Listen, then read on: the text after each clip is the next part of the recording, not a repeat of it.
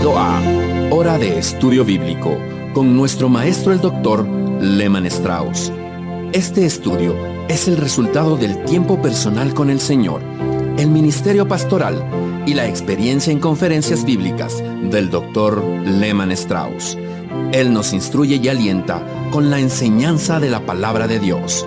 Ahora, el Dr. Strauss.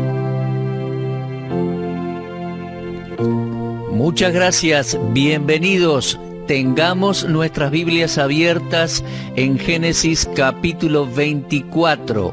Vamos a continuar con nuestros estudios, mis amigos. Es un privilegio para nosotros poder estudiar la palabra de Dios. Pero primero vamos a orar. Amado Padre, estamos profundamente agradecidos a ti por las evidencias de tu amor y misericordia, por las pruebas de tu gracia. Seguramente el bien y la misericordia nos han seguido todos los días de nuestra vida y con confianza sabemos que moraremos en tu casa por largos días. Padre, quiero agradecerte por los cristianos cuyas oraciones y ofrendas han sostenido este ministerio radial. Te agradecemos por ellos y oramos para que tus más ricas bendiciones estén sobre ellos. Y Señor, oramos especialmente hoy por aquellos oyentes que tienen necesidades, quizás más grandes que las nuestras. Me refiero a viudas, viudos, desamparados. Dios, oro para que una bendición especial para ellos sea su porción hoy. Ministrales, Padre, si ellos hoy se sienten que no los aman, que tomen conciencia de tu presencia y que encuentren en ti consuelo y dulce paz. Oramos por el ministerio de la palabra de Dios. Bendice el corazón de cada oyente y a ti te daremos la alabanza, el honor, la gloria y la majestad, porque oramos en el nombre de nuestro Señor Jesucristo. Amén. Bien, amigos, Génesis capítulo 24. Este capítulo introduce lo que a mi juicio es un espacio significativo en la segunda división principal del libro de Génesis.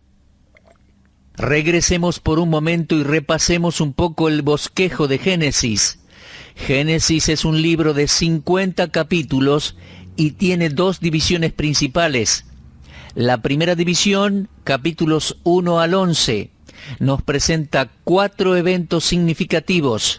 La creación, que incluye a todo el universo y el hombre. Número 1, la creación. Número 2, la caída del hombre. La entrada de Satanás en escena llevando a Eva y Adán a pecar. Número 3, luego de la caída del hombre tenemos el diluvio, que es el juicio sobre la raza humana. Y número 4, luego del diluvio, tenemos el comienzo de las naciones. Esos 4 importantes eventos van desde capítulo 1 al 11. Luego, desde capítulo 12 al 50, tenemos la segunda división de Génesis, y es la más larga, y nos presenta la biografía o vida de 4 personas importantes. Ellos fueron Abraham, Isaac, Jacob y José. Esta segunda división, que es la división final del libro, nos relata los eventos históricos concernientes a estos 4 hombres sobresalientes. Capítulos 1 al 11 es la historia primitiva, digamos así, y tenemos 4 eventos sobresalientes. Capítulos 12 al 50, la historia patriarcal. Y tenemos la historia de 4 hombres. El primero de los grandes patriarcas fue Abraham, quien fue conocido por su fe.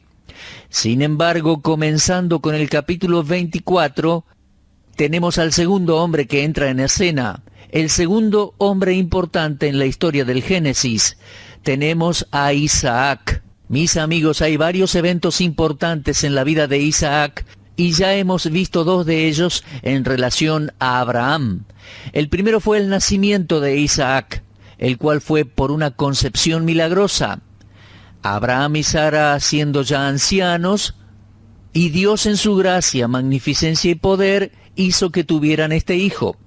Y el segundo evento importante en la vida de Isaac relacionado con Abraham fue el día en que ambos fueron al monte Moriah para que Isaac fuera ofrecido como sacrificio a Dios. Ahora, nosotros sabemos que Dios no quería que Isaac muriera, solo quería Dios un corazón obediente de parte de Abraham. Y Dios tuvo lo que quería. Él comprobó que ese hombre tenía una gran fe. Y a partir de este capítulo tenemos la historia de Isaac, el segundo de los grandes patriarcas en la historia del libro de Génesis. Sí, mis amigos, capítulos 24, 25 y 26, vamos a considerar la historia de la vida de Isaac. Aquí tenemos una hermosa escena con Isaac, el cual es una hermosa tipología de Cristo. Me refiero al capítulo 24, al cual estamos ingresando. Y es interesante ver cómo el Espíritu Santo está en cada detalle de este capítulo 24. Ciertamente no me sorprende porque lo que tenemos aquí es una tipología de la preciosa relación entre Cristo y su iglesia. Ciertamente en el Nuevo Testamento el Espíritu Santo nos dice que esa unión tiene el propósito de reflejar la más alta y santa relación entre Cristo y su iglesia. En Efesios 5, 25 y 26 Pablo escribió: Maridos, amad a vuestras mujeres, así como Cristo amó a la iglesia y se entregó a sí mismo por ella, para santificarla, habiéndola purificado en el lavamiento del agua por la palabra. Mis amigos, en capítulo 24, Rebeca es una figura de la iglesia como novia de Cristo, esposa del Cordero. Y ella fue llevada a la misma tienda de Sara. Cuando fue traída, vamos a considerar eso, fue llevada a la misma tienda de Sara. Todo el capítulo es una historia interesante, informativa, instructiva, llena de color y matices, calidez e interés humano. Y al mismo tiempo es un buen estudio de la forma en la cual el amado Hijo de Dios conquista a su novia, la iglesia. Veremos este capítulo desde ese enfoque. Vamos entonces poco a poco a avanzar desde Génesis 24:1. Era Abraham ya viejo y bien avanzado en años, y Jehová había bendecido a Abraham en todo. Ahora, mis amigos, ¿no es esta una buena manera de llegar al fin de los días en la tierra? Ser capaz de mirar atrás y que alguien testifica de usted que el Señor le bendijo en todo. Uno puede llegar hasta este punto haciendo lo que hizo Abraham. Él se entregó totalmente en obediencia a Dios. Obediencia implícita, inmediata, sin reservas, sin cuestionamientos.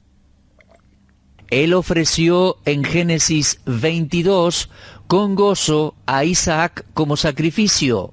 Fue duro, pero lo hizo. Como ya lo dije y lo repito ahora, Dios no quería el cadáver de Isaac.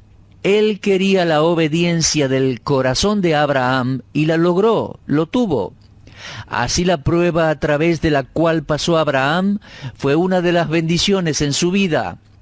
Por eso Abraham podía mirar las pruebas y las tribulaciones como viniendo providencialmente de Dios, y ellas agregaron bendición a su vida.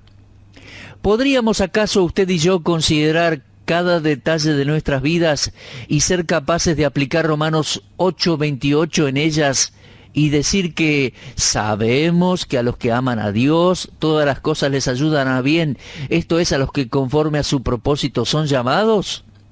Sí, mis amigos, Abraham era ya viejo, tenía 140 años, y las Escrituras dicen que él estaba bien avanzado en años y que Jehová había bendecido a Abraham en todo. En el versículo 2 tenemos la preocupación de Abraham respecto al casamiento de Isaac.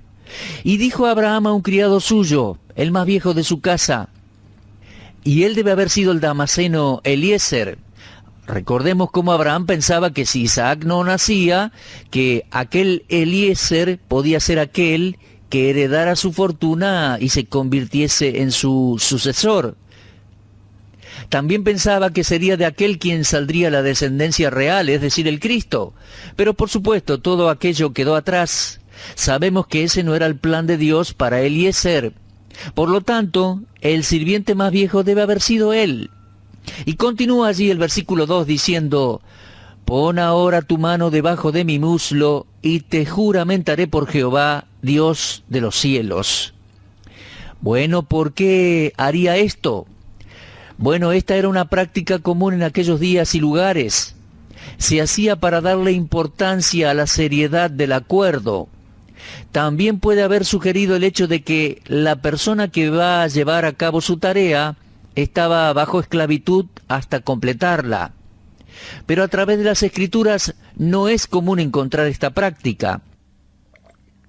Dice el texto: «Te juramentaré por Jehová, Dios de los cielos y Dios de la tierra, que no tomarás para mi hijo mujer de las hijas de los cananeos, entre los cuales yo habito». ¿Sabe? Esta es una singular introducción a este capítulo, a este estudio. Yo creo esto porque muestra la preocupación de un hombre respecto a la clase de persona con quien se casaría su hijo. Sería bueno que hoy hubiera más padres con esta preocupación en su mente y corazón. Yo me desanimo viajando por el país viendo gente que consideran el casamiento de sus hijos más que todo como un estatus social y económico. Algunos padres incluso dicen: mi hija se casó bien, entró a una familia con buena posición económica. Otros dicen: mi hijo se casó muy bien, forma parte de una familia que tiene un buen estatus social en la comunidad. Bueno, mis queridos amigos, si esto hace que un matrimonio sea exitoso, entonces yo no comprendo la Biblia. Uno puede casarse y entrar a una familia rica o de nivel social alto y tener un matrimonio infeliz, casarse fuera de la voluntad de Dios. Tengamos cuidado. Abraham estaba preocupado para que su hijo no tomara esposa de los cananeos. ¿Por qué no?, diría alguno. ¿Qué tenía de malo? Bueno, eran los inconversos de aquel entonces, estaban marginados de Dios, el Dios verdadero, y servían a dioses paganos. No eran hijos del Dios viviente. Abraham sabía algo de las leyes de separación. Leemos en el capítulo 1 que Dios separó luz de las tinieblas.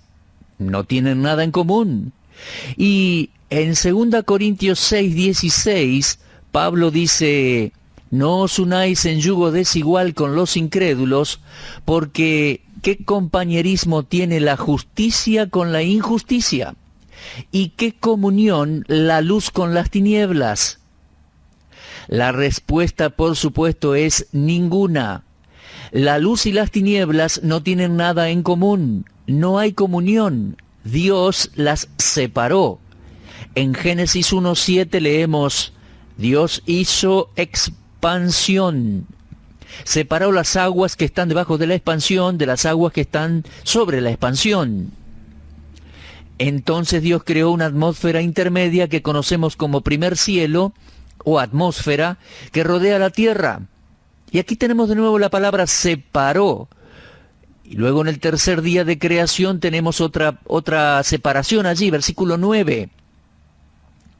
Dijo Dios también: «Júntense las aguas que estén debajo de los cielos en un lugar y descúbrase lo seco». Aquí Dios hizo otra separación. Las obras de la creación están marcadas por divisiones o separaciones. La separación es un principio bíblico, y Abraham estaba preocupado respecto a quién sería la futura esposa de su hijo. Él no quería que Isaac se casara con una inconversa. No quería que a los ojos de Dios hubiese sido un yugo desigual. Esto violaría el principio de separación que Dios había establecido.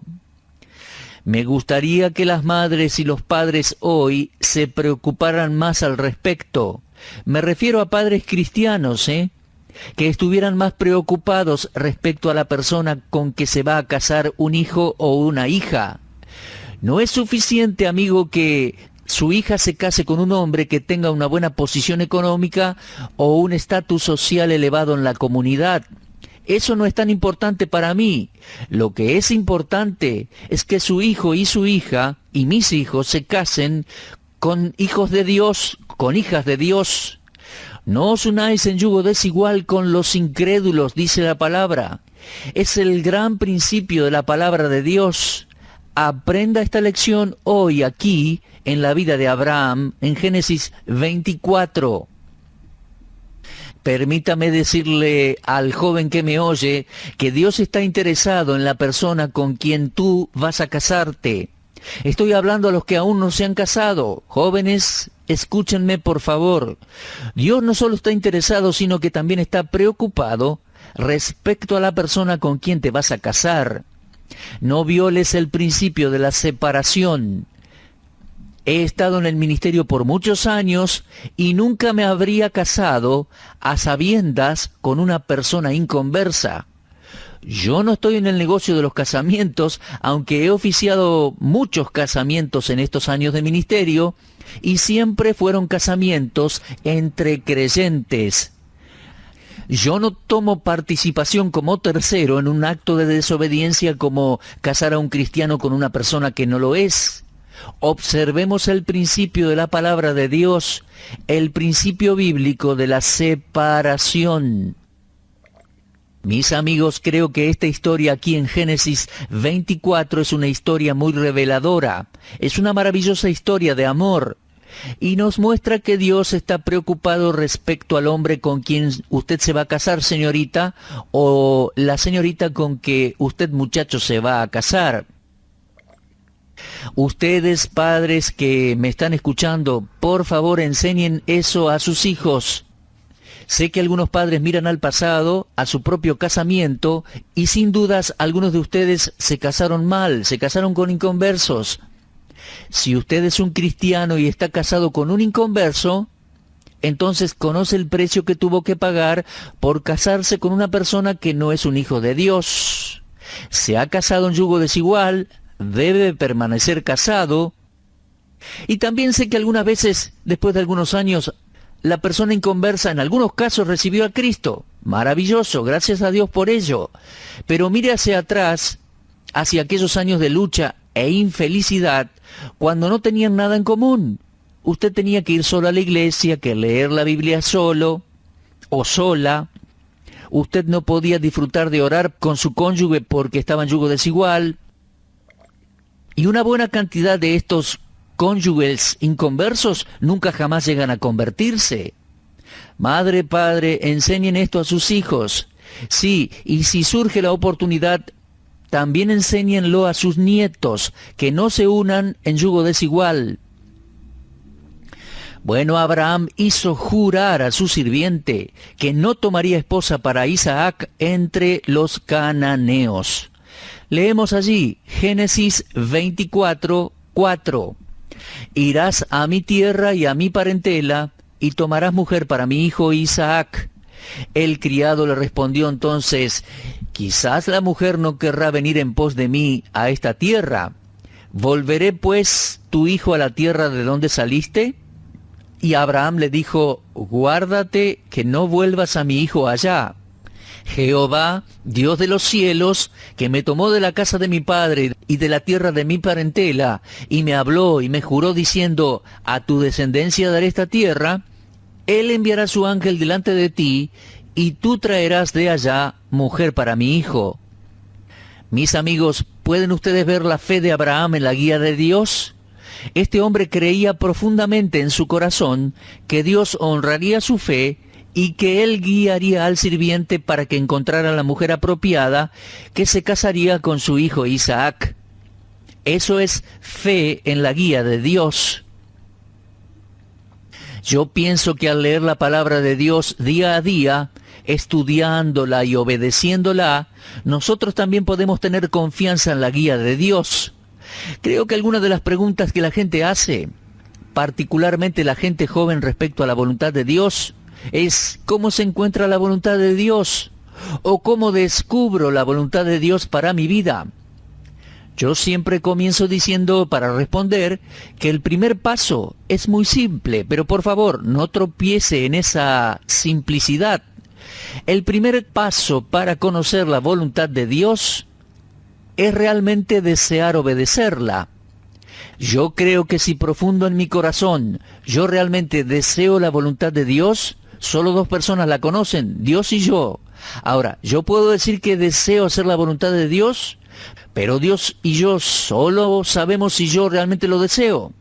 Si yo realmente deseo la voluntad de Dios, voy a conocerla, porque Dios conoce la sinceridad de mi corazón. Pero muy a menudo, cuando los jóvenes quieren casarse, y no según la voluntad de Dios, sino según lo que ellos quieren, vemos así que muchos casamientos se construyen sobre una situación física, un deseo sexual, pero un casamiento que se edifica solo en el deseo sexual no puede durar mucho. El sexo es una parte muy necesaria de la relación matrimonial, pero no para mantener junto al matrimonio. Un matrimonio que desee tener éxito debe comenzar siendo ambos creyentes, los dos en armonía con Dios y con el propósito de Dios. Bueno, mis amigos, vemos que Abraham tenía fe en la guía de Dios. Él lo sabía porque obedeció a Dios y podía dejar la elección en las manos de Dios. Ese es un gran paso. Amigos míos, un gran paso en nuestras vidas cristianas hoy. Si vivimos en obediencia diaria a la palabra de Dios, tenemos confianza en que Dios, en su misericordia y por su gracia, va a guiarnos. Muy bien, leemos en el versículo 8, «Y si la mujer no quisiere venir en pos de ti, serás libre de este mi juramento, solamente que no vuelvas allá a mi hijo». Abraham había dicho que confiaba en que Dios se encargaría del asunto. Pero en versículo 9 continúa diciendo, «Entonces el criado puso su mano debajo del muslo de Abraham su señor y le juró sobre este negocio». Esa fue una expresión de obediencia. El sirviente iba a llevar a cabo la voluntad del Padre. Ahora, el sirviente aquí, mis amigos, creo que es una figura del Espíritu Santo. Y es el Espíritu Santo el que conquista y gana al creyente para Cristo. Cada convertido es el resultado de la obra del Espíritu Santo de Dios. Sí, nacemos de nuevo por medio del Espíritu Santo.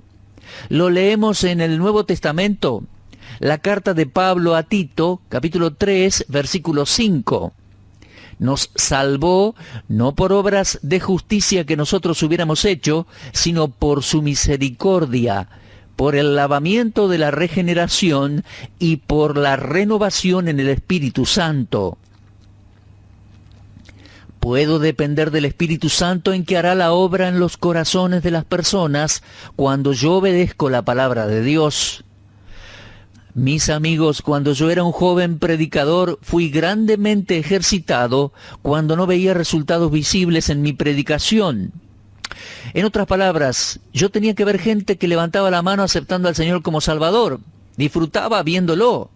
Pero luego aprendí que si yo soy fiel y obediente en predicar y enseñar la palabra de Dios, puedo depender y confiar en el Espíritu Santo, que pondrá convicción en el pecador y que será luego agregado al cuerpo de Cristo. Abraham tenía confianza en Dios. Bueno, mis amigos, el tiempo se va terminando por hoy. Me gustaría decir como conclusión a ustedes, madres y padres que están escuchando, Dios les ha dado un gran privilegio en tener hijos, pero es una gran responsabilidad.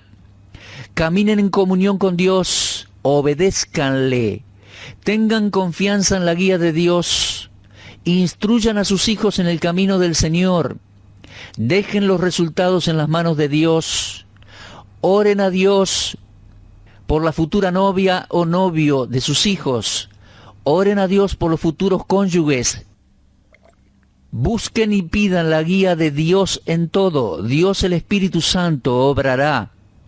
Enséñenle a sus hijos y enseñen esto a sus nietos también si tienen oportunidad del día de hoy o de mañana. Gracias por acompañarnos. Repase la lectura de Génesis 24 en su casa. Nos volveremos a encontrar, si Dios quiere, en este mismo horario y punto del dial. Será hasta entonces y muchas gracias por habernos acompañado. Usted estuvo escuchando Hora de Estudio Bíblico con el maestro el doctor Lehman Strauss.